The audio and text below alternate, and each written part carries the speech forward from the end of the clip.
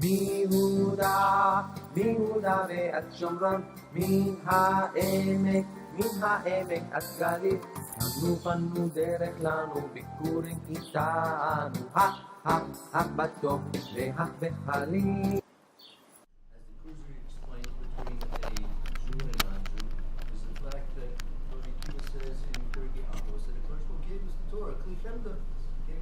Precious device. What's that precious device? Or something, a wonderful, precious tool that you can use. What are these machines here where you can connect to all kinds of different things. You can do all kinds of a camera that does all wonderful things. It's a precious device. If it's used in the right way, it can elevate a person tremendously. So the Torah, in the same way, it's a kli chemda. He calls it a kli chemda. Precious device that Hashem gave to those he loved so much, the Klal Yisrael. And that's what separates us from everybody else. The Gemara in Brachas says that there are two brachas a person can make if he sees a wise person. If he sees a Chachmei Yisrael. So a Chachmei Yisrael, a Talmid Chacham, you can make a bracha, Baruch atah Hashem Elokeinu melech haolam, shechala mechachmaso l'reya, that he gave a portion of his wisdom to those. I remember my Rebbe said to finish the bracha. When he was visiting Gateshead, this was maybe 20 years ago, the Dayan of Gateshead came out and he made the bracha. It's a portion of Kadosh Baruch Chachma. When we're dealing with Torah, it's a portion of Hashem's own Chachma. It becomes part of the Talmud Chachma, becomes part of every person that learns Torah. I was shown recently that Rav Furst says in terms of Kabbalah Torah that we might think Kabbalah Torah depends on how much Torah a person knows. You know, the person's a wise sage, a Talmid Chacham, a Gadol Ador, big tzaddik, and he is a great Kabbalah Torah. It says Kabbalah Torah is not dependent on how much you know. It's dependent on how much you want to know. A person could be an Amhar, could be very uneducated in terms of Torah and mitzvahs, but if he wants to know, right, his Kabbalah Torah can be bigger than the Gadol Adors. It depends on Ratzon. A person's willing to learn Shah Ratzon in Orchis Tzadikim. A person's willingness to be, as we learned today, to be mavater, right? So a person says, how much is he willing to be mavater on his own issues, his own things that he's involved with in this world, and devote his time to learning Torah. If he wants to do that, then he'll have a Kabbalah Torah which could be even greater than the greatest person in wisdom of Torah itself. The Vilna Gaon says, these are some things I'm going to mention, trying to crystallize what could possibly be called Kabbalah Torah. It's a nice phrase, you know, we receive the Torah, we're going to accept the Torah, we're going to get the Torah, but what are we supposed to do really in Lamaisa to try and improve our being closer to Kadosh Baruch Hu through the means he's given us through the Torah? The Vilna Gaon says that the person in the morning when he wakes up, he says to himself, I'm not going to let anything interfere with my learning of Torah today. He makes up his mind that that's going to be it. Nothing's going to happen to stop me from learning Torah today. Whether it's a little bit, whether it's a lot. A person comes to a shiur for 1 hour, but he makes up his mind. Nothing's going to stop me from getting to that shiur. Nothing's going to stop me from staying for that shiur. Nothing's going to stop me from saying if I learn all day. Nothing's going to stop me from learning all day. If he says, this is what Rabbanu Shalom, this is what I really want, right? And Vilna Gaon writes in Keser Rosh that Boidik and Manusa, it's been checked and it's been verified that this is true. Kadosh Baruch Hu is going to take away all the things that could stop a person from devoting himself to Torah for that day. The next day, get up and say it again. And it's a Kabbalah each and every day. That's one thing that we can try and do on Shavuos itself in our preparations for Shavuos. Say to Rav Furst, look, I realize the importance of Torah. I want to try my hardest to learn as much as possible. Make my life the kind of life that I can come and learn as much as possible. And what the Vilna Gaon is saying, we can see things that may stop a person gradually fade away. The person says, well, you know, coming, came today for an hour, came another day for 2 hours, came for the whole morning, and it goes on and on and on, because that's after all what we're in this world for. We say at the beginning of the davening, even before some of those after the Birchas of Torah and after the Birchas of Shachar, so this happens to be part of our nusach of Nila, the crescendo of the most holiest day of the year, Nila of Yom Kippur. We say that we admit to Kadosh Baruch Hu, Ma Anachnu, what are we, Ma Cheinu, what is our life, right? Ma Chasdenu, what all the chesadim, all the kindness we do, what is that? Ma Tzidkenu, all the righteousness that we do, what is that?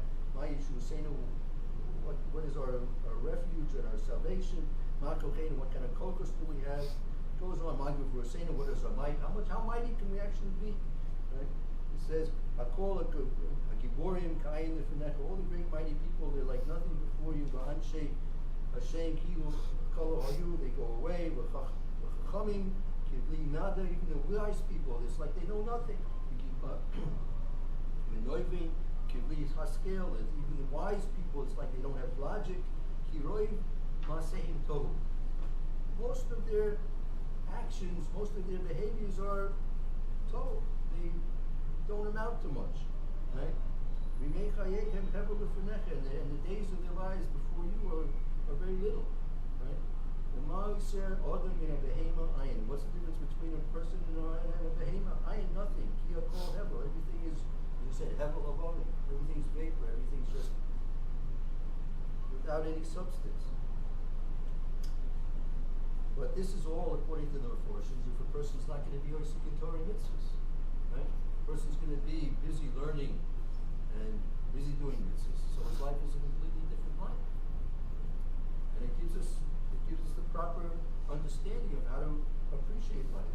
We say here, what's the difference between a person and another? You're probably aware of someone pointed out to me that the shooting of the gorilla in Cincinnati was 2 weeks ago, I think. But tremendous public uproar over what happened. 170,000 people protested for the killing of Protesting the killing. hundreds of millions. I don't understand what happened. There was a zoo in Cincinnati Zoo, Yeah. and it was, I think, a Shabbos afternoon.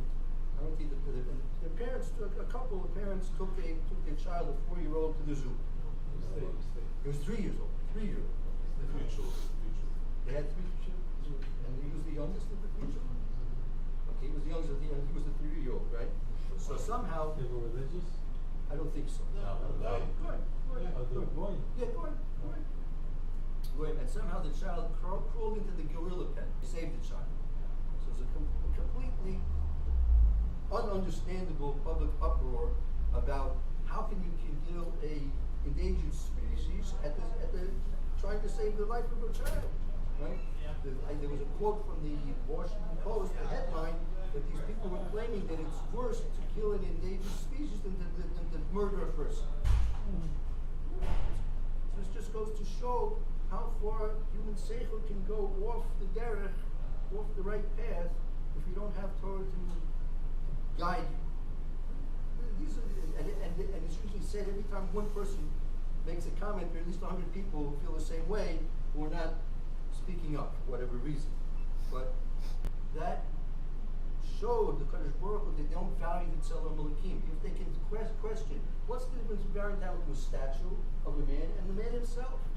The statue has no spirit to it, has no Tzelem Elokim. It's not an image of anything, right? The person himself, even according to them, in their desire for Avodah Zorah, which Hashem is completely against, but even them, according to that, right, they couldn't understand the difference between a statue and a human being.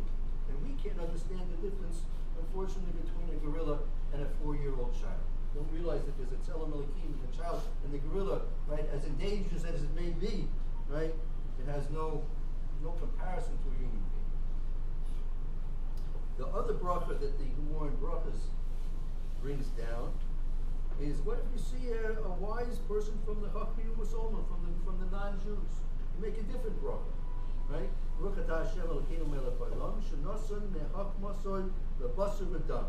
That he is given from his wisdom to basar v'dam. Meaning, as Rashi says, the Tzelem Elokim lahavin lahaskil, to understand and to be intelligent, right? Even a non-Jew has that, right? It can be corrupted, right? But he has that, right? As I said previously, a a Jewish sage, a Jewish wise person, he has a chelik of the wisdom of Kadosh Baruch Hu himself. Right? It's a direct connection. Right? It's not that there's wisdom given to people, but it's a direct connection of the wisdom of the Kadosh Baruch Hu for a wise person amongst the Jews. The question would be, for example, like let's say you had an Einstein. What bracha would you make on an Einstein?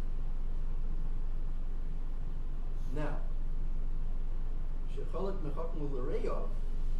The reyav is those who fear him, right? So Einstein, as intelligent he was, unfortunately he wasn't one of the reyav, those who have fear for Kadosh Baruch Hu. He wasn't a devout Jew. So he certainly couldn't make that bracha on him. On the other hand, to call him a basar v'dam, right? That would be, you can have tremendous chachma, you can have tremendous wisdom, but it has to be with Yir Shemayim, right? So when we're thinking about Kabbalah Torah, we have to think about, right, not just, hey, yes, we want to receive our chelik in Torah, as we say in all our tefillas at the end of our Shemona Esrei, same Talkein B'Sur Second. Please Hashem, give us our chelik, our portion in Torah. On Shabbos and on Yom Tov, it's not only said at the end like we do every day during the week, but it's moved into the primary tefillah of every prayer that we say on Shabbos and Yom Tov, and Ma'ariv, and Shachris, Musaf, and then Mincha again. We say the same Talkein B'Sur Second in the middle of our davening. And usually on Shabbos and Yom Tov, you're not supposed to make percussion, you're not supposed to make requests. But nevertheless, on Shabbos, it was so important that the Anshe Knesset Gedolah moved that request to the central focus of our prayers on Shabbos and Yom Tov. And repeat it all 4 times on Shabbos. That Hashem should give us our chelik in Torah. Hand in hand with that is, right, we should have fear from the Kadosh Baruch Hu. We should want to feel the achrayus, the obligation, the responsibility that with the Torah, it's not just the Torah that it's a nice thing to learn that makes beautiful, wonderful sense, but it's also a way of life that the Kadosh Baruch Hu has decreed for us to fulfill. And we want to understand and fulfill his decrees as best as possible. That's what we're using our wisdom for. That's what we're using our chachma for, to understand his Torah so we can fulfill his ratzon, his commandments, as best as possible, and do the very best job in being a perfect Jew as we possibly can. So that's part of our prayer for Shavuos. When we think about what Klal Yisrael was privileged to receive the Torah, we have to think about our relationships to other people as well. Right? Beinam l'chavero, right? One of the Midrashim explained that Klal Yisrael was zoichet to matan Torah because during the days of Koshech, in Makas Koshech in Mitzrayim, right, we know 4/5 of the Jews were not permitted to come out of Mitzrayim. That they preferred, right, that they would stay in Mitzrayim rather than come out with Moshe Rabbeinu. So Kadosh Baruch Hu said, if that's the case, then they have to go. So Kadosh Baruch Hu, one of these is for Choshech, the plague of darkness. So the Mitzrayim wouldn't realize, the Egyptians wouldn't realize that the Jews were being killed as well during and they would be buried at that time. So only 20% of the Jews came out of Mitzrayim. But that's only the adults. The children, as the Medrash says, the children, in fact, weren't responsible, and obviously Hashem didn't kill them. They were innocent. So therefore, the 20% of the Jews that remained had a tremendous chesed to do, a tremendous kindness to do with the Yisomim that were left from the other 4/5. So they took them on, they took them into their families. And this, as the Medrash explained, I heard this from one of my Rebbeinu Bruce's Stearns himself, they said that this chesed, this Mesiras Nefesh, to take on, maybe if each family had 5 children and they had much more, so you're taking in 4 times, you're taking in hundreds of children into your family, right? They did it. And because of this chesed, they were zoicha, they were privileged to be able to get the Torah. Hashem said, hey, these are the people that not only do they want wisdom, but they want to do chesed. They want to do kindness with one another. So that's a type of person that I want to receive the Torah, I want to give the Torah to. And we know that the Kadosh Baruch Hu, in fact, went and asked all the other nations, you want to makabel the Torah, and they said maksiva, and for their various reasons they said no. Right? So we have to question, what does Hashem have in mind? Okay, in the end, when they're going to come at the end of days, when the whole din and cheshbon, the whole accounting that's going to be made for the world, they'll come to Kadosh Baruch Hu and say, hey, you know, if we had the Torah, we would have done this and this and this too. We would have been privileged like the Jews too. Hashem says, well, I offered it to you at the time of our senior. You have no excuse. You have no excuse. So, Klal Yisrael also, as Moshe Rabbeinu said to Klal Yisrael, because of the Korah Barzel, because of the melting pot, the smelting pot that we were exposed to in Mitzrayim, we learned how to become avodim, slaves, and therefore we could transfer our slave mentality, so to speak, from being slaves to the Egyptians to being slaves to Kadosh Baruch Hu, right? Accepting the decrees of the Kadosh Baruch Hu. How do we say Nasa v'Nishma? He said, whatever Hashem did for us is obviously the best thing. He took us out of Mitzrayim, He brought us to the Yam Suf. So therefore, when we came to the point of Nasa v'Nishma, we were basing our response to Kadosh Baruch Hu giving our Torah because of the fact that He did so much to us. The rest of the nations never had an experience like that, right? So we were benefited by the fact that Hashem did so much good to us that we were able to recover the Torah. So therefore, we bear that in mind that Hashem is doing constant chesed with us, and that chesed on Shavuos especially, the time, the commemoration of the day that we received the Torah, when it came to a focus that HaKadosh Baruch Hu said to His people, you said Nas v'Nishma, right? You're willing to accept the Torah, right? So in fact, you're going to get it. So when we think about this prayer that we say, the same Shokem B'Sor Secha, especially not just for ourselves. What's our chelik in Torah? A person's chelik in Torah is most clearly expressed in what he knows, and what he knows best is something that he can teach. So each and every one of us has an ability based on what we know, whether it's a little bit or a lot, right? That when we say that prayer to Kadosh Baruch Hu, I want to receive my chelik in Torah, and I want also to help other Jews to have their chelik in Torah. Whatever I can be able to teach to another Jew, Kadosh Baruch Hu should please give me the ability to do that.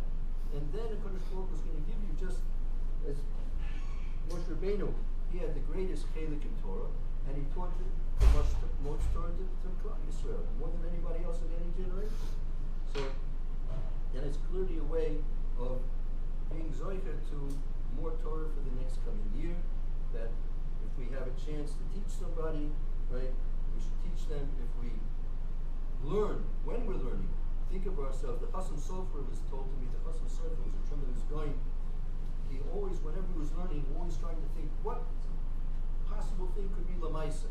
What Yesodis I can learn here that are something Lamaisa, that I can know and teach and keep with me after I close the Gemara, close the Shulchan Aruch.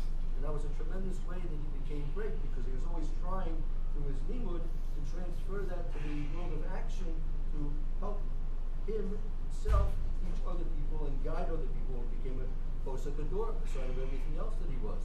Because people came to him, and he had Satan trying to answer their questions for them. Because he wanted to guide the Klal Yisrael through the wisdom that the Kadosh Baruch Hu gave to him. So that's Bez Hashem, a few things we can try to keep in mind for the Chag Shavuos, and a few days left. Like Victor Miller said, it used to be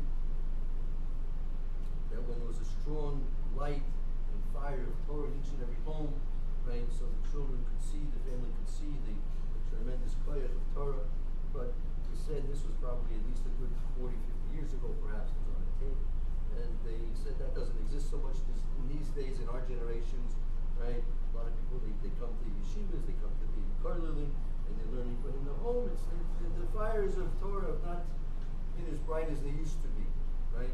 But still, if a person sees and he shows to his family, his loved ones, and his friends and associates that Torah means something to him, if he always has a nice thing to say, a nice little word on the parsha, a little halakha, which is something lemaisa, you're on a bus, you're on a line, you're in the elevator with somebody, have something prepared to say to somebody. 1 or 2 minutes. How long is the elevator?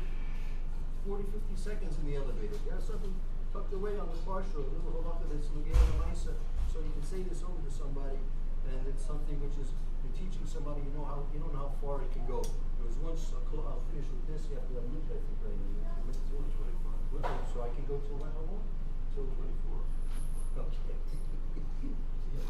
So you may you've heard this story. This was a story that took place long before the Falkland Islands War. You may remember, and I think this is in the late 70s, maybe. Falkland Islands. The Falkland Islands are set up, technically speaking, the islands belong to England, but Argentina, being right off the coast, they wanted to claim them for themselves. So I think they invaded the islands, right? Invaded the islands. And so the English sent some ships, and there was a war there for a few weeks or something like that. I think they sunk a couple of ships. Exactly who won the war, I don't know. But nevertheless, British.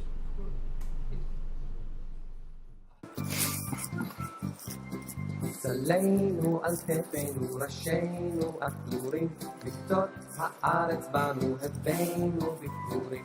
מיהודה ועד שומרון, מן העמק עד גליל, פנו דרך לנו ביקורים איתנו.